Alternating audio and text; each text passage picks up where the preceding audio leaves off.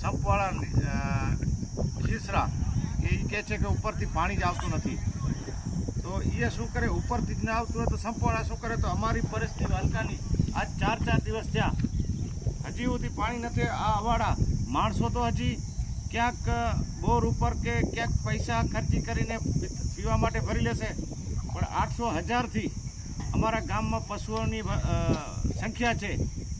400-500 ભેંસો છે ને 400-500 ગાયો છે, જે હજાર પશુઓની સંખ્યા છે ને છતાંય આ પરિસ્થિતિ છે. આ અવાડા છે, અમારા અવાડામાં આપ જોઈ લો બધાએ કે પરિસ્થિતિ શું છે. તો પશુ જશે ક્યાં, માણસો તો હજી જીવી શકશે, ક્યાંથી પાણી મગાવી લેશે પૈસાથી, પણ આ પશુઓ માટે અમે બીજી અમારા ગામમાં કોઈ સગવડ નથી. અમારી આ નર્મદાની જે લેન્ડ જાય છે એનામાંથી કનેક્શન આવે છે. જે જલ્દી ઉપર કક્ષાના અધિકારીઓને અમે ખાસ કરીને અપીલ કરીએ છીએ કે આ કપરા સમયમાં આ પોઝિશનમાં આ પરિસ્થિતિ છે. માણસો તો હજી ગમે ત્યાંથી પી લેશે, મગાવી લેશે, પશુ ક્યાં જશે.